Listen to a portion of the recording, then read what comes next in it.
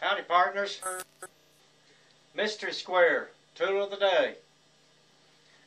We're going to be discussing the basics of how to use a mystery square.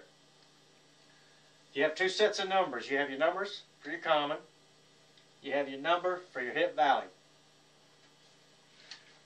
The common is based on, if you have a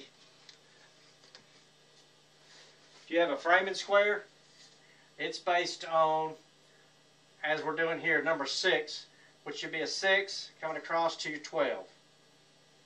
That's what your commons are based on. Your hip valley, on the other hand, are based on 17 inches per foot. So if we come across here, 6 to the 17. Now remember, we did 6 to the 12 for your common. In this case, we do 6 to the 17. And whatever this distance is what you multiply to get your lengths on your rafters, whether it be a common or a hip valley. And that's the reason that you see the valley and the hip valley rafter is longer, because you have to have a longer run from the corner of your building to your ridge rafter. Okay, if you can look here at this building, we have a building, let's just say it's 10 foot wide. Okay, 10 foot, okay, through the center would be 5 foot. And of course you have to minus your 1.5 inch ridge rafter, but we'll get into that in a minute. Anyway, we have from the outside of the building to the center of the overall is 5 foot. You go to your book, or you can go to your framing square, and you can look on here for a 6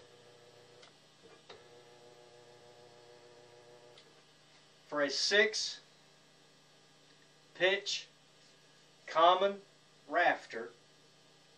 And since we're going to do 5 foot, then you want to do your 6, but it's a 5 foot to the center, 6 pitch roof, 5 feet long. So you take your 5 times your 13.42. So you do your calculations on that, and you'll come up with the length of your common rafter. That'll be the length of your common rafter. So it'd be 5 times 13.42. Alright, now, as you can see the difference in length in your hip valley, remember, this is based on 17 inches per foot. Let's come back over to your square. For a 6 pitch roof, 5 foot wide, don't remember, be 18. So 5 times 18 would give you your length, which is what, 5, this will be easier to figure out. 5 and 8 is 40, so it'll be about 90 inches against your, say, about 60 inches on your common. Okay, so now we've established the common rafter and now the hip valley rafter. Alright? Now if you did a 5 pitch, same thing. Let's say the building's 10 foot wide, divide it by 2. You come up 5 feet to the center. So you take your 5 times 13. And remember, a minute ago we did 13.42. Now we're doing 13. So 5 times 13 would be what? 15, here about 63, 65 inches, give or take. To where your hip valley, 17.69. That's going to be hard for me to multiply that times 5. So anyway, you multiply that times 5 and you'll get the length of your common. Now let's go back over to our... Okay, here we have our building, 5 foot. Here's our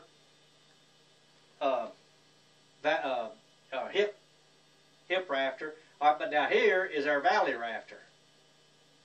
This is if another building's coming in the other way, or whatever the case may be. Now we have a valley rafter, and we also now have some valley jacks. Okay, these are going to be the same as if we come in the other way, which this is the hip, the end of our house with our hip. We have these, what we call hip jacks. Over here we call them valley jacks.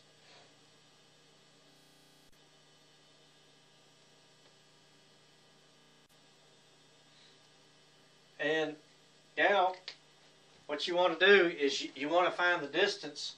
If you know the first, from your 0 point, to get the length on your hip jacks. Difference 16 inches. Okay, we'll come down to the length of your hip jacks. Now this is based on a 16-inch center. In other words, your jacks are spaced 16-inch on centers. Well, your first one from the center would be 17 7/8 of an inch. Now, if you're doing 24-inch center, then your first one's going to be based on 26 13/16. So, in other words, whatever the length is of your main rafter butting in to your ridge, which is this number we had a minute ago. It's the same one as we used for this common, 13.42 times 5. Well, then you subtract on your next one, you subtract 17 7/8 of an inch. And then you take that number and subtract it again for your next one. Now, this is based on 16-inch center. And, of course, you subtract it again to get your next one. That'll put you on 16-inch centers. Now, if you're doing 24-inch centers, there again, you get the length of your regular common, the one coming into your ridge. You subtract, now this is for 24-inch centers, subtract 26 13/16 from the first one. The second one, you subtract 26 13/16 off of what your first one was. And it's based on the next one. Your third one, you subtract 26 13/16 from the second one. So each one of these, you're subtracting 26 13/16 of an inch. So that you come down to the end. That would give you the 24-inch center to space your jacks. Same goes with your valleys. Same exact same thing. You come to your point, you come down, whether you're doing 16, 24-inch centers, you do the same thing. 17 7/8 for your 16-inch centers, 26 13/16 for your 24-inch centers. Same thing. Add and subtract. You can figure it out.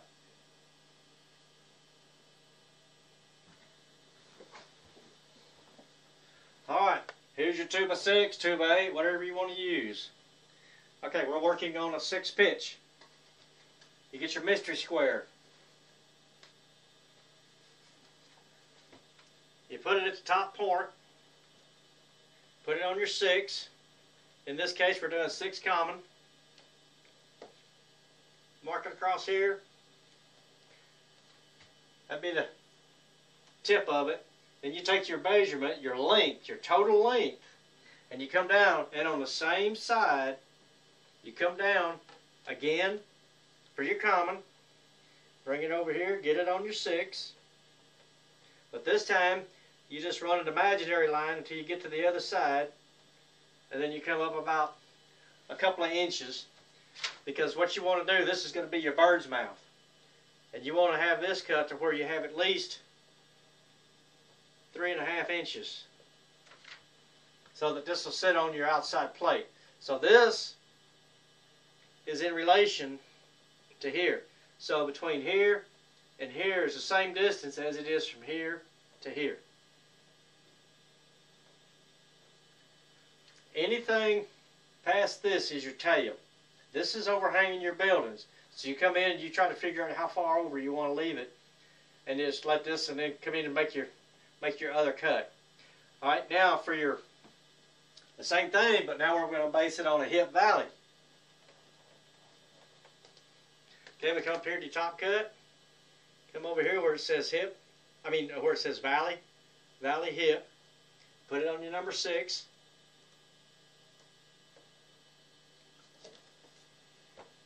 You can see the difference in the angle. Then you come down here and do the same thing. Get it on your 0, get it on your 6. Hip valley. An imaginary line, come to the other side, same thing. You want to do the bird's mouth. Same way, you want a 3.5 inch ledge for it to sit on. 3.5. As long as they're all cut exactly the same cut up. Don't cut one 2 inches and then cut the next one 1.5 inches. You'll come out with uneven roof line. So you want all these the same, but you want at least a 3.5 inch bird's mouth cut out of this thing. Now there again, your hip valleys will have an overhang, and then you'll figure out the length that you need for the overhang.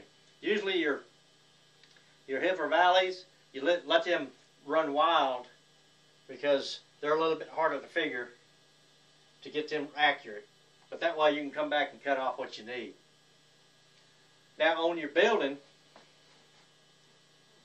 when you're doing your hip valley, as you're coming into your corner, here's your building, and you have your 3.5 inch plate. Well, your hip valley rafter, you want to cut about 1 inch off the end of your point. And most carpenters, they just come along and they just cut the first inch off all the corners around the building, no matter what. Because your 1.5 inches should run 1.5 inches wide right here, so that it would come up to the center, and that way it'll line up with your commons. If not, if you don't want to cut these corners off, then what you got to do is you're going to have to add about 1 inch cut in order for this to come out right with all your common rafters. It'll take a little practice, but you'll get past that.